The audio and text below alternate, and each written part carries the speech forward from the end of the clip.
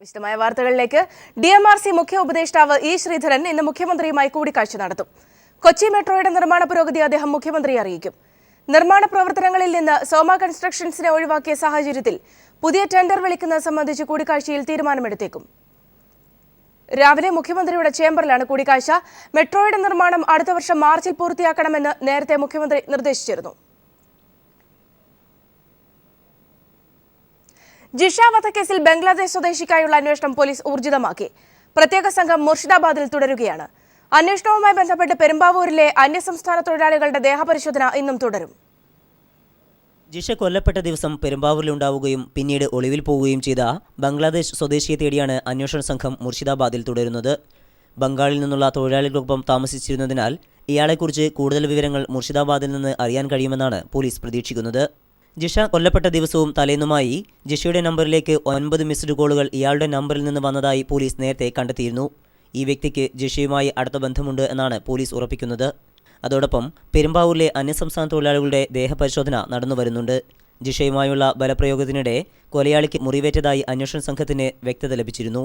അതിനാൽ പരുക്കോ മുറിവുകളോ ഉണ്ടോ എന്ന് തിരിച്ചറിയാനാണ് ദേഹപരിശോധന തുടരുന്നത്. ജിഷയുടെ അമ്മ രാജേശ്വരിയെ വീണ്ടും ചോദ്യം ചെയ്യാൻ ശ്രമിച്ചുവെങ്കിലും നടന്നില്ല. ഇവർ മാനസികാസ്വസ്ഥത പ്രകടിപ്പിക്കുന്നതിനാൽ പിന്നീട് വിശദമായി ചോദ്യം ചെയ്യാനാണ് അന്വേഷണ സംഘത്തിന്റെ തീരുമാനം. ഇതിനിടെ ജിഷയുടെ പിതാവ് പാപ്പുവിനെ താൻ രഹസ്യമായി പാർപ്പിച്ചിരിക്കുകയാണ് എന്നത് അടിസ്ഥാനരഹിതമായ ആരോപണമാണെന്ന് പൊതുപ്രവർത്തകൻ ജോമൻ പുത്തമ്പുരയ്ക്കൽ വ്യക്തമാക്കി. ജിഷ വധക്കേസിൽ കോൺഗ്രസ് നേതാവ് PP തങ്കച്ചനെതിരെ ഉന്നയിച്ച ആരോപണങ്ങളിൽ ഉറച്ചു നിൽക്കുന്നതായും തങ്കച്ചൻ തനിക്കെതിരെ നിയമ നടപടി സ്വീകരിക്കുന്നതിനെ സ്വാഗതം ചെയ്യുന്നുവെന്നും അദ്ദേഹം പറഞ്ഞു. News bureau, Kochi. മുഖ്യമന്ത്രി പിണറായി വിജയന്റെ അധ്യക്ഷതയിൽ പോലീസ് ആസ്ഥാനത്ത് ഇന്ന് ഉന്നതതല യോഗം ചേരും. DGP മുതൽ ജില്ലാ പോലീസ് മേധാവിമാർ വരെ പങ്കെടുക്കുന്ന യോഗത്തിൽ സ്ത്രീ സുരക്ഷ ഉൾപ്പെടെയുള്ള വിഷയങ്ങളും പോലീസ് നയവും ചർച്ചാ വിഷയമാകും. മുഖ്യമന്ത്രിയായ ശേഷം ആദ്യമായാണ് പിണറായി വിജയൻ പോലീസ് ആസ്ഥാനത്തെത്തുന്നത്. ഉന്നത പോലീസ് ഉദ്യോഗസ്ഥരുടെ യോഗത്തിന് അധ്യക്ഷത വഹിക്കാനെത്തുന്ന ആഭ്യന്തര വകുപ്പ് കൂടി കൈകാര്യം ചെയ്യുന്ന മുഖ്യമന്ത്രി പിണറായി വിജയനെ പോലീസ് ഗാർഡ് ഓഫ് ഓണർ നൽകി സ്വീകരിക്കും. DGP മുതൽ ജില്ലാ പോലീസ് സൂപ്രണ്ട് വരെയുള്ളവർ യോഗത്തിൽ പങ്കെടുക്കുന്നുണ്ട്. സർക്കാരിന്റെ പോലീസ് നയം പ്രധാന ചർച്ചാ വിഷയമാകും. സ്ത്രീ സുരക്ഷ, ക്രമസമാധാന പ്രശ്നങ്ങൾ, ആധുനിക രീതിയിലുള്ള കുറ്റാന്വേഷണ സംവിധാനം, കേസന്വേഷണത്തിലെ കാലതാമസം, പോലീസ് ഉദ്യോഗസ്ഥരുടെ സമീപനം തുടങ്ങിയവയും മുഖ്യമന്ത്രി ചർച്ചയിൽ കൊണ്ടുവരും. ക്രമസമാധാനം കൈകാര്യം ചെയ്യുന്ന ഉദ്യോഗസ്ഥർ രാഷ്ട്രീയ പക്ഷപാതിത്വം പുലർത്താൻ പാടില്ലെന്ന നിർദ്ദേശം മുഖ്യമന്ത്രി ഉദ്യോഗസ്ഥർക്ക് നൽകും. കേസന്വേഷണത്തിലെ കാലതാമസം ഒഴിവാക്കുന്നതിന് കർശന നിർദ്ദേശം യോഗത്തിലുണ്ടാകും. പൊതുജനങ്ങളോടുള്ള പോലീസിന്റെ സമീപനത്തിൽ മാറ്റം വരുത്തുന്ന കാര്യവും വാഹന പരിശോധന ഉൾപ്പെടെയുള്ളവയിൽ പോലീസ് സ്വീകരിക്കുന്ന നിലപാടുകളും നിയമം നടപ്പാക്കുന്നതിലെ കാലതാമസവും ഉന്നത പോലീസ് ഉദ്യോഗസ്ഥരുടെ യോഗത്തിൽ ചർച്ച ചെയ്യുന്നുണ്ട്. വൈകുന്നേരം 3 മണിക്കാണ് യോഗം. Sunil Arimanoor, news bureau, Thiruvananthapuram. കാസർഗോഡ് വാഹനാപകടത്തിൽ മരിച്ചവരുടെ സംസ്കാരം ഇന്ന് നടക്കും. ഇന്നലെ പള്ളിക്കരയിലുണ്ടായ വാഹനാപകടത്തിൽ ഒരു കുടുംബത്തിലെ 6 പേരാണ് മരിച്ചത്. നിയന്ത്രണം വിട്ട കാർ മരത്തിലിടിച്ചാണ് അപകടമുണ്ടായത്. ചേറ്റുകുണ്ട സ്വദേശികളായ ഖൈർനിസ, ഫാത്തിമ, സക്കീന, ഷാനിറ, സജീർ, റംസീന എന്നിവരാണ് മരിച്ചത്. 6 മാസം പ്രായമായ പിഞ്ചുകുഞ്ഞ് ഗുരുതര നിലയിൽ ചികിത്സയിലാണ്. കാസർഗോഡ് പള്ളിക്കരയിൽ നിയന്ത്രണം വിട്ട കാർ മരത്തിലിടിച്ചാണ് കുട്ടി ഉൾപ്പെടെ 6 പേർ മരിച്ചത്. ചേറ്റുകുണ്ട് സ്വദേശികളാണ് മരിച്ചവർ. വൈകിട്ട് 6:30 അപകടം നടന്നത്. ഇടിയുടെ ആഘാതത്തിൽ കാർ പൂർണ്ണമായും തകർന്നു. ഓടിക്കൂടിയ നാട്ടുകാരും പോലീസും ഫയർഫോഴ്സും ചേർന്ന് കാർ വെട്ടിപ്പൊളിച്ചാണ് അപകടത്തിൽപ്പെട്ടവരെ പുറത്തെടുത്തത്. 3 പേരുടെ മൃതദേഹങ്ങൾ ഉദുമ ആശുപത്രിയിലും 2 പേരുടെ മൃതദേഹങ്ങൾ കാഞ്ഞങ്ങാട് ആശുപത്രിയിലുമാണ് സൂക്ഷിച്ചിരിക്കുന്നത്. News desk. മുല്ലപ്പെരിയാർ അണക്കെട്ടിലെ ജലനിരപ്പ് ഉടൻ ഉയർത്തണമെന്ന് തമിഴ്നാട്. ജലനിരപ്പ് 152 അടിയായി ഉയർത്തണമെന്നാവശ്യപ്പെട്ട മുഖ്യമന്ത്രി ജയലളിത ഇന്ന് പ്രധാനമന്ത്രി നരേന്ദ്രമോദിയുമായി കൂടിക്കാഴ്ച നടത്തും. ജലനിരപ്പ് ഉയർത്തണമെന്ന് തമിഴ്നാട്ടിലെ കർഷക സംഘടനകൾ മുഖ്യമന്ത്രി ജയലളിതയോട് ആവശ്യപ്പെട്ടിരുന്നു. മുല്ലപ്പെരിയാറിനോടൊപ്പം കാവേരി നദീജല വിഷയത്തിലും കേന്ദ്രം നടപടി സ്വീകരിക്കണമെന്നും തമിഴ്നാടിന് 2.11 ലക്ഷം കോടി സാമ്പത്തിക സഹായം വേണം എന്നീ ആവശ്യങ്ങളും ജയലളിത ഉന്നയിക്കും. NDA പ്രവേശനം സംബന്ധിച്ചും ഇന്ന് BJP നേതാക്കളുമായുള്ള കൂടിക്കാഴ്ചയിൽ ചർച്ചയാകും. ഫ്ലോറിഡ ആക്രമണത്തിന്റെ ഞെട്ടൽ മാറാതെ അമേരിക്കയുടെ ഹൃദയം തകർന്ന ദിനമെന്ന് പ്രസിഡന്റ് ഒബാമ പറഞ്ഞു. എന്നാൽ അക്രമി ഒമർ സാദിഖ് മദ്ന് IS-മായി ബന്ധമുള്ളതിന്റെ വ്യക്തമായ തെളിവൊന്നും ലഭിച്ചിട്ടില്ലെന്നും എന്നാൽ വെടിവെക്കുമ്പോൾ അയാൾ IS അനുകൂല മുദ്രാവാക്യം വിളിച്ചുവെന്നും ഒബാമ പറഞ്ഞു. സംഭവത്തിൽ മരിച്ചവർക്ക് അന്ത്യാഞ്ജലി അർപ്പിക്കാൻ നിരവധി പേരാണ് ലോകത്തിന്റെ വിവിധ ഭാഗങ്ങളിൽ നിന്നിപ്പോൾ ഫ്ലോറിഡയിലേക്ക് എത്തുന്നത്. പാരീസിൽ ഈഫൽ ടവറിലെ വിളക്കുകൾ അണച്ച് മരിച്ചവർക്ക് അന്ത്യാഞ്ജലി അർപ്പിച്ചു.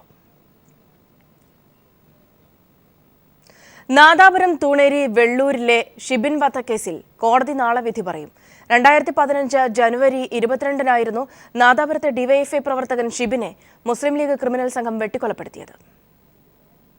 നാദാപുരത്ത് ഡിവൈഎഫ്ഐ പ്രവർത്തകൻ ഷിബിനെ മുസ്ലിം ലീഗ് ക്രിമിനൽ സംഘം വെട്ടിക്കൊലപ്പെടുത്തിയ കേസിൽ കഴിഞ്ഞ ആഴ്ചയാണ് അതിവേഗ കോടതിയിൽ വിചാരണ പൂർത്തിയായത്. കേസിൽ ആകെ 66 സാക്ഷികളെ വിസ്തരിച്ചു. 151 രേഖകളും 55 തൊണ്ടിമുതലുകളും കോടതി പരിശോധിച്ചു. നാദാപുരത്തെ മുസ്ലിം ലീഗ് പ്രവർത്തകരായ തെയ്യമ്പാടി ഇസ്മയിലും സഹോദരൻ മുനീറും ഉൾപ്പെടെയുള്ളവർ രാഷ്ട്രീയവും വർഗീയവുമായ കാരണങ്ങളാൽ ഷിബിനെ ആക്രമിച്ച് കൊലപ്പെടുത്തിയെന്നാണ് കേസ്. ഷിബിനോടൊപ്പം ഉണ്ടായിരുന്ന മറ്റ് 6 പേർക്കും ആക്രമണത്തിൽ ഗുരുതരമായി പരിക്കേറ്റിരുന്നു. 1 മുതൽ 11 വരെയുള്ള പ്രതികൾ കൊലപാതകത്തിൽ നേരിട്ട് പങ്കെടുത്തുവെന്നും 12 മുതൽ 17 വരെയുള്ള പ്രതികൾ മറ്റുള്ളവരെ രക്ഷപ്പെടാനും ഒളിവിൽ കഴിയാനും സഹായിച്ചുവെന്നായിരുന്നു പ്രോസിക്യൂഷൻ വാദം. കൊലപാതകം, വധശ്രമം, മാരകായുധം കൊണ്ട് പരിക്കേൽപ്പിക്കൽ, കലാപമുണ്ടാക്കൽ, തെളിവ് നശിപ്പിക്കൽ തുടങ്ങിയ വകുപ്പുകളാണ് പ്രതികൾക്കെതിരെ ചുമത്തിയിരിക്കുന്നത്. 2016 ഏപ്രിൽ 16-നാണ് പ്രത്യേക അന്വേഷണ സംഘം കോടതിയിൽ കുറ്റപത്രം സമർപ്പിച്ചത്. News bureau, Kozhikode. മാധ്യമപ്രവർത്തക അനുശ്രീ അന്തരിച്ചു. 28 വയസ്സായിരുന്നു. ഇന്നലെ രാത്രി വയറുവേദനയെ തുടർന്ന് ചുങ്കപ്പാറയിലെ സ്വകാര്യ ക്ലിനിക്കിൽ ചികിത്സ തേടിയിരുന്നു. കുത്തുവയ്പ്പിനെ തുടർന്ന് കുഴഞ്ഞു വീഴുകയായിരുന്നു. ഉടൻ തന്നെ കോഴഞ്ചേരിയിലെ ആശുപത്രിയിലേക്ക് എത്തിച്ചെങ്കിലും രക്ഷിക്കാനായില്ല. ടൈംസ് ഓഫ് ഇന്ത്യ ഗ്രൂപ്പിന്റെ മലയാളം വാർത്താ പോർട്ടലായ സമയം.com-ൽ സീനിയർ കോപ്പി എഡിറ്ററായിരുന്നു. പത്തനംതിട്ട ചുങ്കപ്പാറ ചാലാപ്പള്ളി സ്വദേശിയാണ്. Kerala vision, Jaihind, India vision, TV news ചാനലുകളിൽ പ്രവർത്തിച്ചിരുന്നു. ഇന്ത്യ വിഷൻ ചാനലിലെ മ്യാവു എന്ന വിനോദ പരിപാടിയുടെ അവതാരകയായിരുന്നു.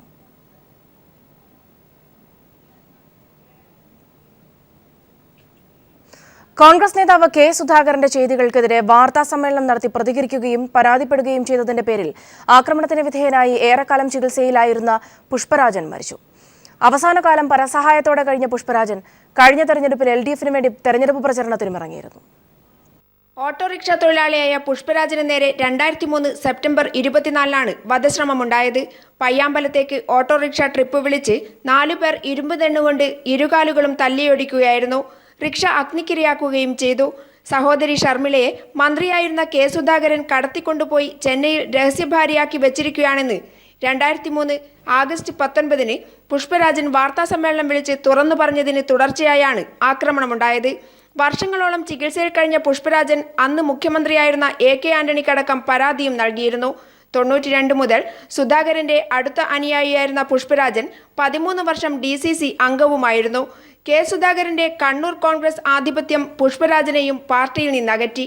സുധാകരന് വളരെയധികം നേട്ടമുണ്ടാവുകയും ഈ പ്രസ്ഥാനം കെട്ടിപ്പടുക്കാൻ വേണ്ടി 1978-ന് ശേഷം ഇന്ദിരാഗാന്ധിയുടെ കൂടെ നിന്ന് പ്രവർത്തിച്ച ഒട്ടേറെ ത്യാഗം ചെയ്ത കോൺഗ്രസിൻ്റെ നേതാക്കളെയും പ്രവർത്തകന്മാരെയും മാനസികമായി തകർക്കുകയും ശാരീരികമായ പീഡനമേൽപ്പിക്കുകയും ചെയ്ത ഒരാൾ എന്നല്ലാതെ വേറെയൊന്നും സുധാകരനെക്കുറിച്ച് കോൺഗ്രസിൻ്റെ നേതാവിനെക്കുറിച്ച് പറയാനില്ല. പരസഹായത്തോടെ കഴിയേണ്ടി വന്ന അവസാനകാലം പുഷ്പരാജൻ LDF-നായി തെരഞ്ഞെടുപ്പ് പ്രചരണത്തിനും ഇറങ്ങിയിരുന്നു. പുഷ്പരാജന്റെ മൃതദേഹം നാളെ 10 മണിക്ക് പയ്യാമ്പലത്ത് സംസ്കരിക്കും. PV Joshila, news bureau, Kannur. DMRC മുഖ്യ ഉപദേഷ്ടാവ് E. ശ്രീധരൻ ഇന്ന് മുഖ്യമന്ത്രിയുമായി കൂടിക്കാഴ്ച നടത്തും. അല്പസമയത്തിനകമാണ് കൂടിക്കാഴ്ച. കൊച്ചി മെട്രോയുടെ നിർമ്മാണ പുരോഗതി അദ്ദേഹം മുഖ്യമന്ത്രിയെ അറിയിക്കും. നിർമ്മാണ പ്രവർത്തനങ്ങളിൽ നിന്ന് സോമ കൺസ്ട്രക്ഷൻസിനെ ഒഴിവാക്കിയ സാഹചര്യത്തിൽ പുതിയ ടെൻഡർ വിളിക്കുന്നത് സംബന്ധിച്ച് കൂടിക്കാഴ്ചയിൽ തീരുമാനമെടുത്തേക്കും. വിവരങ്ങളുമായി സുനിൽ അരുമാനൂർ ചേരുന്നുണ്ട്. സുനിൽ, ഈ ഒരു വിഷയം തന്നെ ആയിരിക്കുമോ ഏറ്റവും പ്രധാനമായും ചർച്ച ചെയ്യപ്പെടുക? പ്രത്യേകിച്ച് സമയബന്ധിതമായി പദ്ധതി പൂർത്തിയാക്കും എന്നൊരു ഉറപ്പ് മുഖ്യമന്ത്രി കൂടി പറഞ്ഞിരിക്കുന്ന ഒരു സാഹചര്യത്തിൽ കൂടി അല്പസമയത്തിനും തന്നെ DMRCയുടെ മുഖ്യ ഉപദേഷ്ടാവ് E. ശ്രീധരൻ മുഖ്യമന്ത്രിയുമായി കൂടിക്കാഴ്ച നടത്തും. മുഖ്യമന്ത്രിയുടെ ഓഫീസിലെത്തിയാണ് കൂടിക്കാഴ്ച നടത്തുന്നത്. പ്രധാനമായും കൊച്ചി മെട്രോ റെയിലിലെ പുരോഗതി സംബന്ധിച്ചുള്ള കാര്യത്തിലായിരിക്കും ചർച്ച ഉണ്ടാവുക. കാരണം അത് വളരെ പെട്ടെന്ന് തന്നെ പൂർത്തിയാക്കണം എന്നുള്ളൊരു നിർദ്ദേശം തന്നെയാണ് മുഖ്യമന്ത്രി പിണറായി വിജയൻ നേരത്തെ നൽകിയിട്ടുള്ളത്. കാരണം അടുത്ത വർഷം മാർച്ചിലെങ്കിലും പദ്ധതി പൂർത്തീകരിച്ച് അത് യാഥാർത്ഥ്യമാക്കാൻ വേണ്ട നടപടി സ്വീകരിക്കണം എന്നുള്ള തരത്തിൽ നിർദ്ദേശം വെച്ചിരുന്നു. അത് സംബന്ധിച്ചുള്ള കാര്യങ്ങൾ ഇന്നത്തെ കൂടിക്കാഴ്ചയിൽ ചർച്ചാ വിഷയമാകും. അതോടൊപ്പം തന്നെ ഇപ്പോഴത്തെ ഒരു സ്ഥിതിഗതികളിൽ ഏതെങ്കിലും തരത്തിലുള്ള തടസ്സം അല്ലെങ്കിൽ പദ്ധതിയുമായി ബന്ധപ്പെട്ട് ഏതെങ്കിലും തരത്തിലുള്ള തടസ്സം നിലനിൽക്കുന്നു എന്നുള്ള കാര്യം ചർച്ചാ വിഷയമാകും. ഒപ്പം മോണോ റെയിൽ പദ്ധതി, തിരുവനന്തപുരവും കോഴിക്കോടും മോണോ റെയിൽ പദ്ധതി കൊണ്ടുവരണമോ എന്നുള്ള കാര്യത്തിലും പ്രാഥമിക ചർച്ചയുണ്ടാകും. അത് പല സ്ഥലങ്ങളിലും റോഡിന്റെ ഘടന അനുസരിച്ചുള്ള കാര്യങ്ങളിൽ വരുന്ന പ്രശ്നങ്ങൾ വിദേശ രാജ്യങ്ങളുമായി പഠനം നടത്തിയ ശേഷം ഉള്ള ഒരു നിലപാട് ഈ ശ്രീധരൻ മുഖ്യമന്ത്രിയെ അറിയിക്കുമെന്നുള്ള സൂചനയാണ് ലഭിക്കുന്നത്. അത്തരത്തിൽ വരുമ്പോൾ മോണോ റെയിലിന്റെ കാര്യത്തിൽ കോഴിക്കോടും തിരുവനന്തപുരവും മോണോ റെയിലിന്റെ കാര്യത്തിലും ഇന്നത്തെ കൂടിക്കാഴ്ചയിൽ ആശയവിനിമയം നടക്കും എന്നുള്ളതാണ് നമുക്ക് മനസ്സിലാക്കാൻ കഴിയുന്നത്. സുല്ലർമാനൂരാണ് വിവരങ്ങൾ നൽകിയത്. പുതിയ ഉത്തരവിറക്കി NGO അസോസിയേഷൻ നേതാവിന് UDF സർക്കാരിന്റെ കാലത്ത് അനർഹമായ സ്ഥാനക്കയറ്റം. തിരുവനന്തപുരം മെഡിക്കൽ കോളേജിലെ സെക്യൂരിറ്റി അസിസ്റ്റന്റിന് ഗസറ്റഡ് പദവി നൽകാനാണ് ഖജനാവിന് നഷ്ടം വരുത്തി ആരോഗ്യവകുപ്പ് പുതിയ ഉത്തരവിറക്കിയത്.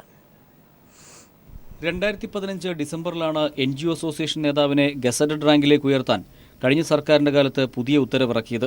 കരസേനയിലെ സേവനവും സെക്യൂരിറ്റി അസിസ്റ്റന്റായി 5 വർഷം പ്രവൃത്തി പരിചയവുമുള്ള വ്യക്തിക്കാണ് സെക്യൂരിറ്റി ഓഫീസറായി സ്ഥാനക്കയറ്റം നൽകുക. എന്നാൽ അസോസിയേഷൻ നേതാവിന്റെ സ്ഥാനക്കയറ്റത്തിനായി 5 വർഷത്തെ പ്രവൃത്തി പരിചയം ആവശ്യമില്ലെന്നും SSLCയും കരസേനയിലെ സേവനവും മാത്രം മതിയെന്നും ചൂണ്ടിക്കാട്ടിയായിരുന്നു ആരോഗ്യവകുപ്പ് ഉത്തരവിറക്കിയത്. അനർഹമായ സ്ഥാനക്കയറ്റത്തിന് ആരോഗ്യവകുപ്പ് കൂട്ടുനിന്നതോടെ ഖജനാവിന് വൻ നഷ്ടമാണ് ഉണ്ടാക്കിയിട്ടുള്ളത്. News bureau, Thiruvananthapuram. കടുത്തുരുത്തിയിൽ കാർഷിക മേഖലയുടെ പ്രതിസന്ധി പരിഹരിക്കാനുള്ള പരിശ്രമങ്ങൾക്കാണ് മുൻഗണനയെന്ന് അഡ്വക്കേറ്റ് മോൻസ് ജോസഫ് MLA. സാങ്കേതിക കാരണങ്ങളാൽ മണ്ഡലത്തിൽ മുടങ്ങിക്കിടക്കുന്ന പദ്ധതികൾ പൂർത്തീകരിക്കും. ഗ്രാമപഞ്ചായത്തുകളുടെ സഹകരണത്തോടെ പ്രാദേശിക വികസനത്തിന് പുതിയ പദ്ധതികൾ ആവിഷ്കരിക്കുമെന്നും മോൻസ് ജോസഫ് പറഞ്ഞു.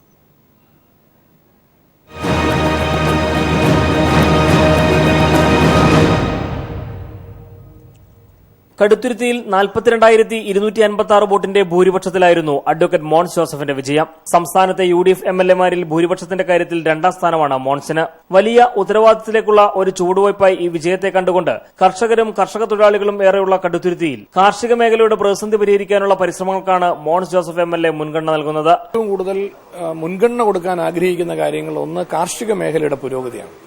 അതിന്റെ ഭാഗമായി കാർഷിക പുരോഗതിക്ക് വേണ്ടിയിട്ടുള്ള ഒരു മാസ്റ്റർ പ്ലാൻ ഇപ്പോൾ ഈ മണ്ഡലത്തിലുണ്ട്.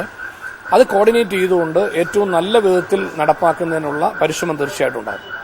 അതോടൊപ്പം തന്നെ വിദ്യാഭ്യാസ പുരോഗതിക്ക് വേണ്ടി ഒരുപിടി കാര്യങ്ങൾ ഇപ്പം ഇതിനോടകം മണ്ഡലത്തിൽ ചെയ്തിട്ടുണ്ട്. ഇതെല്ലാം കോർഡിനേറ്റ് ചെയ്തുകൊണ്ട് ഒരു എഡ്യൂക്കേഷണൽ ഹബ്ബായി കടുത്തുരുത്തി അസംബ്ലി മണ്ഡലത്തെ മാറ്റുക. നിയോജക മണ്ഡലത്തിൽ 11 പഞ്ചായത്തുണ്ട്. അവിടെ ജനങ്ങൾ ആഗ്രഹിക്കുന്നതും ഇനി ചെയ്യേണ്ടതുമായ കാര്യങ്ങൾക്ക് തീർച്ചയായിട്ടും പ്രയോറിറ്റി കൊടുക്കും. സാങ്കേതിക കാരണങ്ങളാൽ മണ്ഡലത്തിൽ വിവിധ പദ്ധതികൾ മുടങ്ങിക്കിടക്കുന്നുണ്ട്. അവയുടെ പ്രശ്നങ്ങൾ പരിഹരിച്ച് പദ്ധതി യാഥാർത്ഥ്യമാക്കുന്നതിന് പ്രത്യേക പരിഗണന നൽകും. മുൻ വർഷങ്ങളിലേതുപോലെ പദ്ധതികൾ സമയബന്ധിതമായി പൂർത്തിയാക്കാൻ ഗ്രാമപഞ്ചായത്തുകളുടെ സഹകരണം ഉറപ്പാക്കുമെന്നും മോൻസ് ജോസഫ് വ്യക്തമാക്കി. News bureau, Kottayam. മഴക്കാലമായതോടെ വെള്ളത്താൽ ചുറ്റപ്പെട്ടിരിക്കുകയാണ് പന്തളം അറത്തിമുക്ക് കോളനി നിവാസികൾ. വെള്ളപ്പൊക്കത്തോടൊപ്പം പകർച്ചവ്യാധി ഭീഷണിയുടെ പിടിയിൽ അകപ്പെട്ടിരിക്കുകയാണ് കോളനി നിവാസികൾ. ചെറിയ ഒരു മഴ മതി, പന്തളം അറത്തിമുക്ക് കോളനി വെള്ളത്തിലാണ്. അപ്പോൾ തുടർച്ചയായി മഴ പെയ്താലോ ഇവരുടെ കാര്യം അവതാളത്തിലാകുമെന്നത് പ്രത്യേകിച്ച് പറയേണ്ടതില്ല. മഴ കനത്ത് വെള്ളം കയറുന്നതോടെ കുട്ടികൾക്കും മുതിർന്നവർക്കും ഒരുപോലെ അസുഖം പിടിപെടുന്നതും ഇവിടുത്തെ സ്ഥിരം കാഴ്ചകളായി മാറി. കൊതുകും മറ്റും കെട്ടിക്കിടക്കുന്ന വെള്ളത്തിൽ വളർന്നു വലുതായി രോഗങ്ങൾ പടർത്തുന്നത് ആരോഗ്യവകുപ്പ് അധികൃതർ ഇതുവരെയും ഗൗനിച്ചിരുന്നില്ല. വെള്ളം കയറുന്നതോടെ കുട്ടികളുടെ പഠനവും മുടങ്ങും. ഒരു വർഷത്തിൽ ഒരു 8-9 മാസവും ഈ സ്ഥിതിയിലാണ് ഞങ്ങൾ ഇവിടെ കഴിയുന്നത്. ഞങ്ങൾക്ക് മറ്റു പണിക്ക് പോകാനോ ജീവിക്കാനുള്ള ഒരു വരുമാന മാർഗമില്ലാത്ത ഒരു പട്ടികജാതിപ്പെട്ട കുറെ 10-25 വീട്ടുകാർക്ക് ഈ അവസ്ഥ മാറ്റിക്കിട്ടുന്നതിന് വേണ്ടി ഗവൺമെന്റ് നല്ല ഒരു സഹായം ഞങ്ങൾക്ക് ചെയ്യണം. കൃഷിയും ജീവിതവും ഒരുപോലെ വെള്ളത്തിലായവർ പുതിയ സർക്കാരിലാണ് പ്രതീക്ഷ വെക്കുന്നത്. News bureau, Pathanamthitta.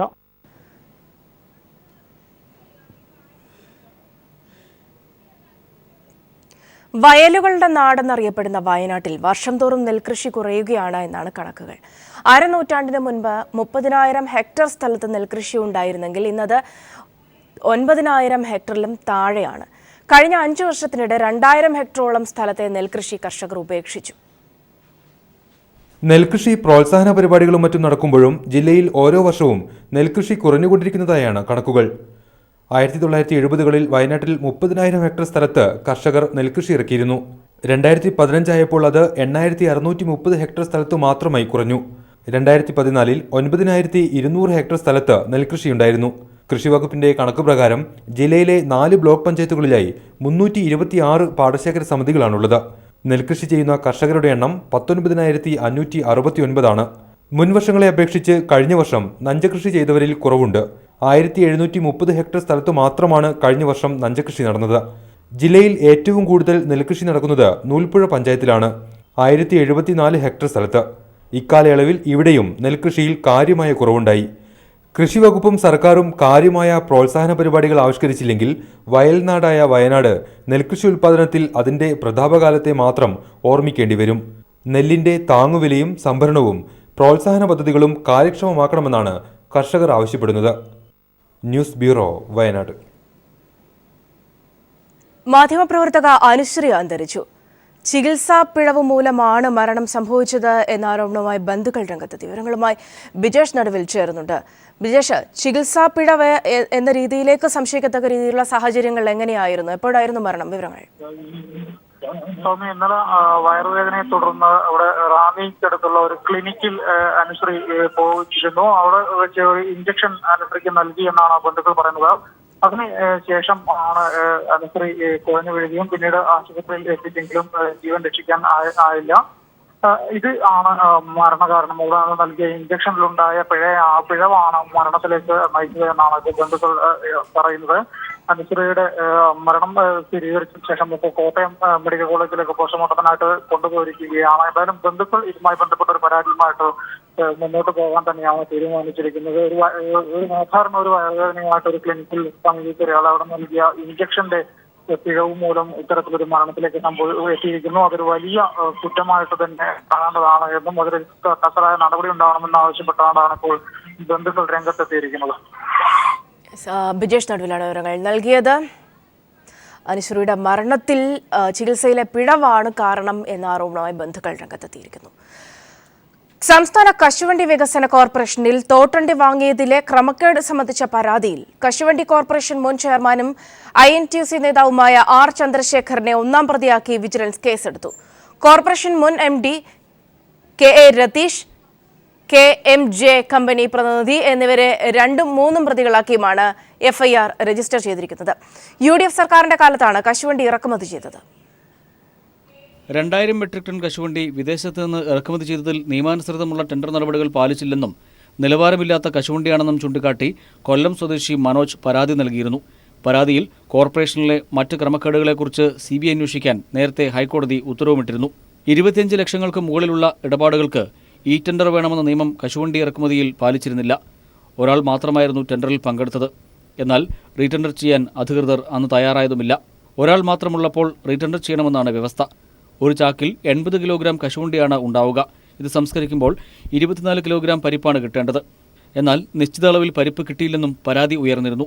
പല രീതിയിൽ സംസ്ഥാനത്തിന് നഷ്ടം വന്നത് ചൂണ്ടിക്കാട്ടിയായിരുന്നു പരാതി. News bureau, Thiruvananthapuram. സർക്കാർ ജീവനക്കാരുടെ ശമ്പള പരിഷ്കരണം 5 വർഷം കൂടുമ്പോൾ നടത്തണമെന്നാണ് സർക്കാർ നിലപാടെന്ന് മുഖ്യമന്ത്രി പിണറായി വിജയൻ. ഭരണ നടപടികളെല്ലാം അഴിമതി വിമുക്തമാക്കണമെന്നും പിണറായി പറഞ്ഞു. തിരുവനന്തപുരത്ത് കേരള ഗസറ്റഡ് ഓഫീസേഴ്സ് അസോസിയേഷൻ സുവർണ ജൂബിലി സമ്മേളനത്തിന്റെ സമാപന ചടങ്ങിൽ സംസാരിക്കുകയായിരുന്നു മുഖ്യമന്ത്രി.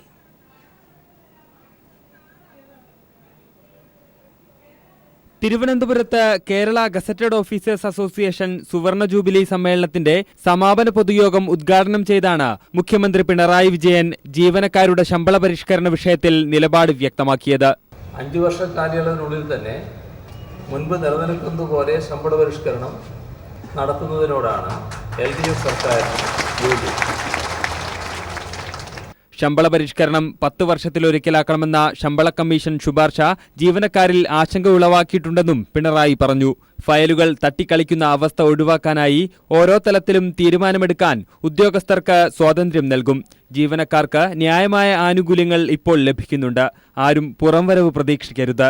ഭരണ നടപടികളെല്ലാം അഴിമതി വിമുക്തമാക്കണമെന്നും മുഖ്യമന്ത്രി വ്യക്തമാക്കി. മന്ത്രിമാരായ E ചന്ദ്രശേഖരൻ, കടന്നപ്പള്ളി രാമചന്ദ്രൻ തുടങ്ങിയവരും സമ്മേളനത്തിൽ പങ്കെടുത്തു. News bureau, Thiruvananthapuram.